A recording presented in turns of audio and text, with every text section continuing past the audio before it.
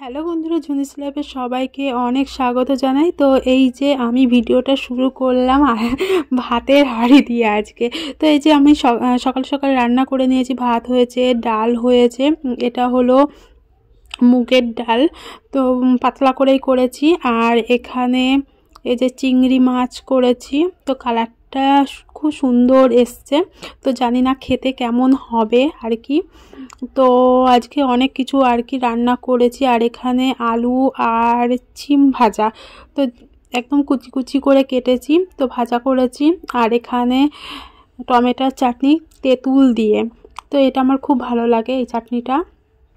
আর হচ্ছে যে মাছ, তো এখানে রুই মাছ করছি। তো আজকে আর আলু টালু দিইনি, এমনি। তো এত কিছু রান্না করেছি কেন, তো সেটা তোমরা আস্তে আস্তে জানতে পারবে। তো ভিডিওটা দেখতে থাকো, আশা করি তোমাদের সবার খুব ভালো লাগবে।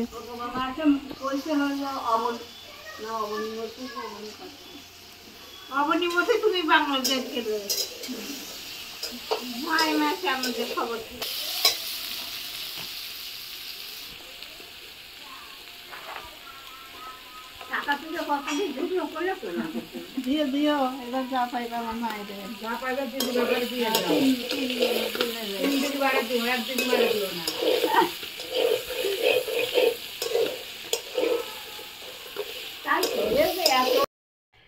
তো বন্ধুরা, এদিকে আমার সব রান্না বান্না হয়ে গিয়েছে। তো অনেক কিছু আর কি রান্না করেছি। ঘরের হাল দেখো এমন অবস্থায় রয়েছে, একটু গোছাতে হবে। আর ওইদিকে গ্যাসটা মুছে তারপরে কিছু বাসন আছে, ওইগুলো একটা দুটো থালা আছে, তো ওগুলো মাজবো, মেজে ঘরটা একটু গোছাবো। কারণ এত কিছু রান্না হয়েছে জানো। আজকে কে আসছে, বিয়ের পর ফার্স্ট আমার দাদু আসছে। তো মাসির বাড়িতে এসেছে, তো দাদু আর বোন আসছে, তো হেভি মজা হচ্ছে।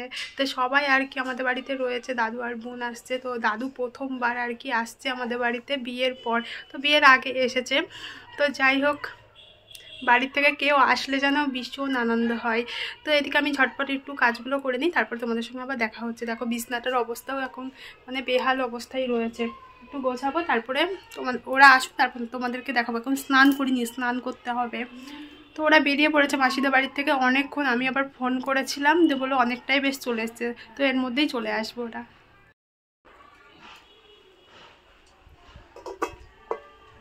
ও অনেকদিন করছে, মা একদিন করো খাবো খাবো, ও করাই হচ্ছে না। আর আজকে হলো সবার একাদশী, তো সেই জন্য এটা সাবু আর আলু দিয়ে যেন কী বেশ করছে, আমি নাম জানি না, মায়ের কাছ থেকে পরে নাম জেনে তোমাদেরকে বলবো।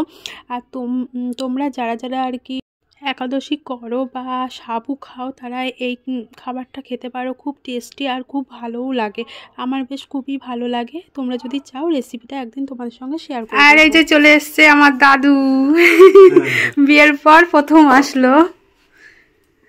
বসো দাদু। দিদা না, দিদাকে না এনে একা একা এসছে, যে বাবলিং।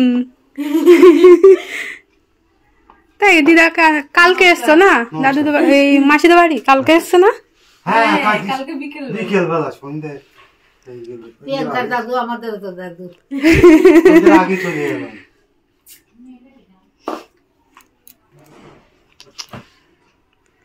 বসো দিদা।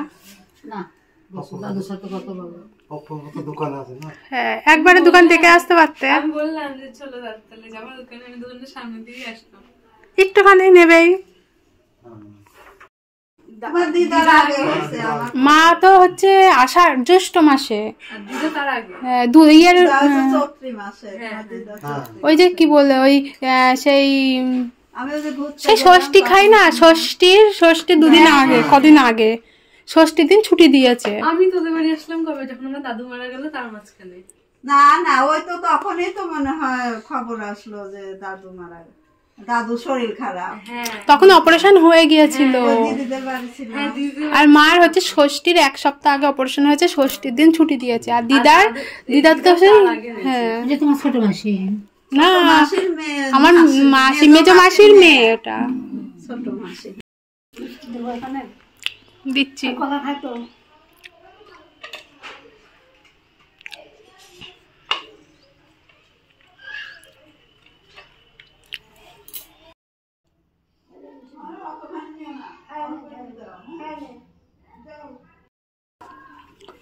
খাগে খাও না দাদু, খাও না দাদু। আমার একটা মাত্র দাদু, আমার না আমাদের না, ওটা খা খেয়ে পুরা। বললে আমি খাবো না, এমনি দিন দিন মোটা হয়ে যাচ্ছি। বলো। হ্যাঁ তুমি তো বাস্ট করবা।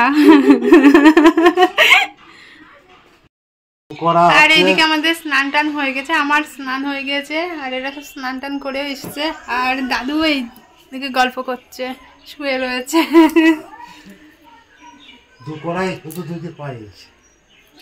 আর 3টে বেজেও গিয়েছে, তো এবার খাওয়া দাওয়া করবো। এখনো অপু দোকান থেকেই আসেনি, আর দাদু খেতে যাচ্ছে না, আসেনি বলে দোকান থেকে। কখন আসবে তার নেই ঠিক। আমাকে বলছে কাকু লুচি গুলো খুব ভালো করে ভাজবা, আমার দাঁড়াও খাওয়া দাওয়া করে তারপর যাওয়া, লুচি কেমন হচ্ছে দেখো। আর লুচি করলাম খাস থাকবে। আর দাদু তো রান্না করে, বিশাল রাঁধুনি একটা দাদু। আর ইন্দ্রাণী হালদারের বাড়িতে রান্না করতে গিয়েছিল, সেই আর কি গল্প করছে। হ্যাঁ ভালোই লাগে বেশ না ইন্দ্রাণীকে। কলিঙ্গ চাপড়ার ওখানে বাড়ি, গোপাল মন্দির। তো দাদু সেখানে রান্না করতে গিয়েছিল। দাদু তো সেই সৌভাগ্য, ইন্দ্রাণী হালদারের সঙ্গে কথা বলেছো, ওদের বাড়ি রান্না করতে গেছে। আর আমরা ববিও গিয়েছে, আমি যাইনি। কোথায় মন্দিরে? আমি ভিতরে যাইনি, আমি পাশ দিয়ে এসেছি। সুন্দর মন্দিরটা। আমি ভিতরে ঢুকি। এই পাথরের তো, এই জেউস পাথরের। গোপালের হাতে একটা সোনার একটা বাটি আছে, এতটুকু সোনা। ওই বাটিটা তোমার নিয়ে গিয়েল, নিয়ে গিয়ে রাখতে পারি না, আবার দিয়ে গিয়েল। এবার তোমাদের বাড়ি গেলে যাবো রুদ্রর সঙ্গে ঘুরতে। হ্যাঁ যাক, মন্দিরটা মনেই থাকে না। ইন্দ্রাণী হালদারের বাড়ি যাব, এখন তো কলকাতায় থাকে, গ্রামে কি আর থাকে নাকি বল।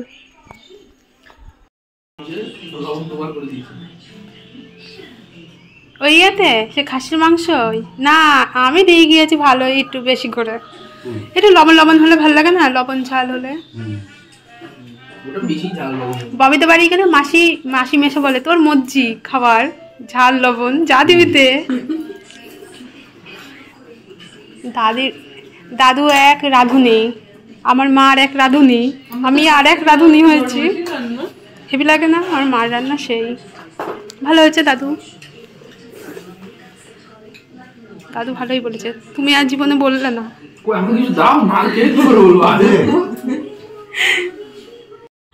আর দাদুকে আর ববিকে দিলাম একটু দই মিষ্টি, তো খাওয়ার সময় দিয়েছিলাম না, কারণ দইটা ফ্রিজে ছিল, খুবই ঠান্ডা ছিল, তো সেই জন্য এখন দিলাম।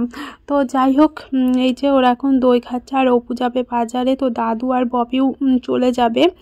আর আমাকে তো বাজারে যাওয়ার জন্য ভীষণ জোর করছে, জানি না কি যাব না। আর একটা কথা, তো আমার রান্না বান্না দেখে আমার দাদু ভীষণ প্রশংসা করেছে, কারণ আমার দাদু খুব সুন্দর রান্না করে, আমার মাও খুব সুন্দর রান্না করে, ববিও খুব সুন্দর রান্না করে। আমি আর কি সবার লাস্টে রান্নাটা শিখেছি, তো দাদু তো ভাবতেই পারিনি যে অতগুলো রান্না আমি নিজে হাতে করেছি। আর চিংড়ি মাছটা খুবই সুন্দর হয়েছে, দাদু ভীষণ মানে প্রশংসা করেছে। তারপরে সন্ধ্যাবেলায় এসেছিলো বড় মা, তো বড় মাও বলছে কে রান্না করেছে, আমি বললাম আমি, বলছে খুব সুন্দর হয়েছে। সত্যি খুব সুন্দর হয়েছিল, আমাকেও আমি খেয়েছি, আমিও আর কি খুব ভালো বলেছি আমার রান্নাকে। তো নিজেরটা নিজেই প্রশংসা করছি, কিছু রান্না করলে বেশ ভালোই লাগে না প্রশংসা কেউ করলে। তো যাই হোক, এই যে বলছিলাম যে বাজারে যাব না, সবাই আর কি জোর করছিল, বারবার বলছিল চলো চলো বাজারে চলো, একটু সবাই গেলে ভালো লাগে। তো সেই জন্য বেরিয়ে পড়লাম, এই যে দিদা, তারপরে আমার ননদ, ববি, আর দাদু চলে গিয়েছে দোকানে দোকানদারি করতে। তো বললাম তুমি অপুর সঙ্গে যাও, দোকানে গিয়ে বসে থাকো, একটু দোকানটাও মানে দেখেনি তো, তো সেই জন্য দেখতে পারবা। আর আমরা একটু পরে যাচ্ছি।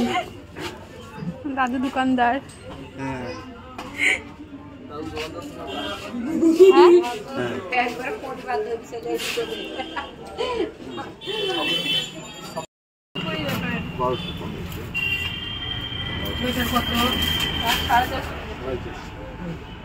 শাড়ি 400 করে দাও।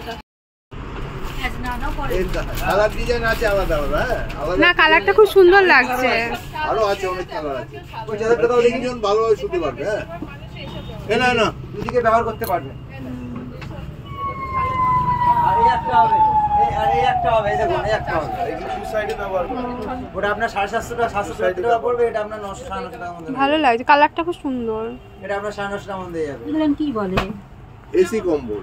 এসি কম্বল। এসি তো গায়ে। আর সোজা কথা শুনেন, অল্প শীতে ক্যাটা গায়ে দিয়া না ওই রকম এটা আর কি অনেক হয়ে যাবে। আর আমরা এখন চলে আসলাম এই যে কাঁসা পিতলের দোকান। তো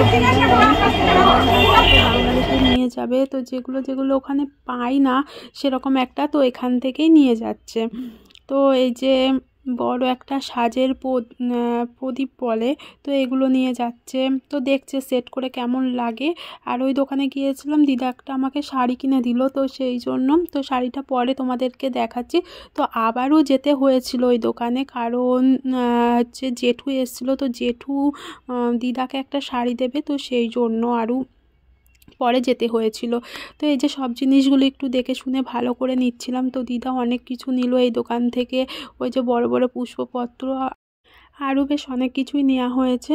তো এখনও বাজারে কিছু কাজ আছে, তো সেইগুলোই আর কি সেরে তারপরে আমরা যাব। তো এরা বলবে এটা জিনিস কিনে আর হচ্ছে না। আবার এসছে।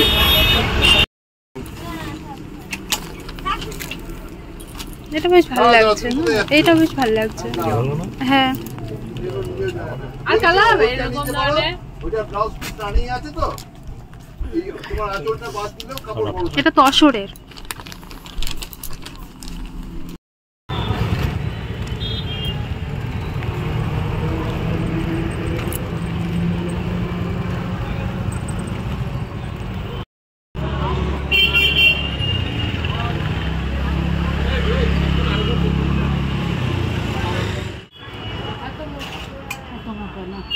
কত চাই? 24।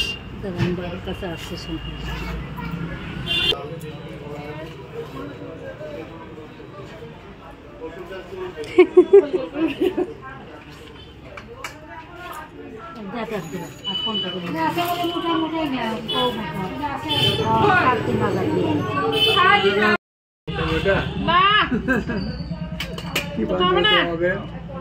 কৌশাকা এটা দাম শেখানো হলো, সরু তো এটা 4টি মিল দুটো হবে, ঠিক আছে একটা হবে। এটা বড় হয়ে যায়, এটা বড় তো, এটা থেকে এটা বড়। এই ডিজাইন আর একটু ছোট হইলে সেটা বেশি বড় হয়ে যায় না। আচ্ছা ওটা এটা না ওটা না,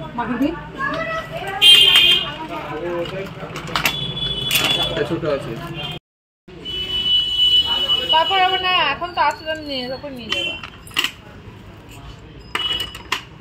এখন শাখা সোনা বাগান শাখায় সবসময় পরে থাকে সব।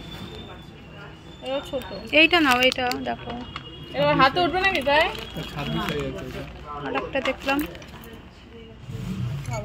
আর আমরা গিয়েছিলাম বাজারে, এইমাত্র আসলাম। আর এই যে বড় মা এসছে।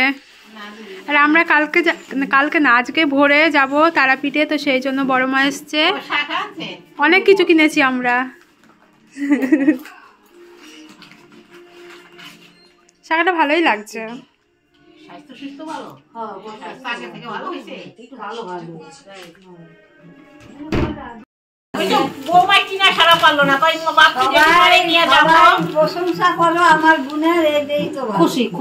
আর এই যে বড় মারা দিয়েছে দিদাকে এই শাড়িটা, খুব সুন্দর এই শাড়িটা, ভালো লাগছে কালারটা।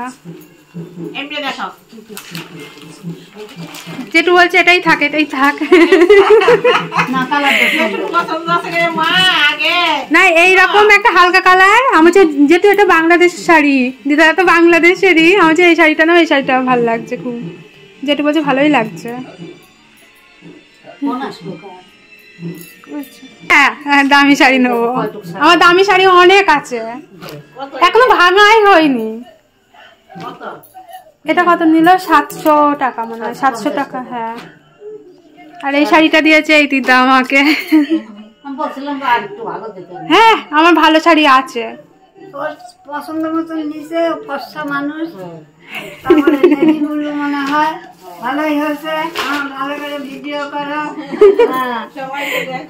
পার দুই দিকে দুটো পার হচ্ছে আলাদা আলাদা, বলতে হচ্ছে একদিকে চিকন পার আর একদিকে মোটা। তখন সব ঠিক আছে, দেখাই তোমাদের দেখাই। দিদা অনেক কিছু বাজার করেছে। দোকানদার এই শাড়িটা আগের দিন দেখে এসেছিলাম, খুব ভালো লাগছিল। অপর মাই গেছে মা অনেক গেছে, গেছে না কি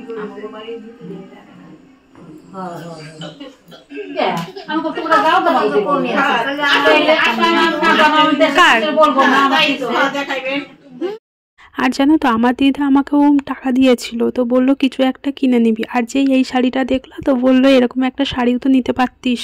তো আমি বললাম না দিদা, অন্য কিছু আমি একটা নিয়ে নেব, শাড়ি তো অনেক আছে। তো যাই হোক, দেখো এখনও সেই আগেকার মতনই আছে না। তো আগে যখন মামার বাড়িতে যেতাম, মা বাবাকে লুকিয়ে লুকিয়ে দিদা যেমন হাতের মধ্যে টাকা গুঁজে দিত, তো এই দিদাও সেরকম হাতের মধ্যে টাকা গুঁজে দিয়েছে। তো বলেছে যে যা ইচ্ছা তাই কিনবি। আবার কিন্তু টাকা দেওয়ার পরে আবার বলে দিত কাউকে যেন বলবি না, মাকে যেন টাকাটা দিবি না, তাহলেও নিয়ে নেবে। তো আজকের ব্যাপারটাও আমার সঙ্গে এই রকমই ঘটেছে। তো যাই হোক, টাকাটা না নিয়েও আর কি উপায় থাকে না কিছু। তো আজকের মতন বন্ধুরা ভিডিওটা এই পর্যন্তই। Tata, bye bye, good night.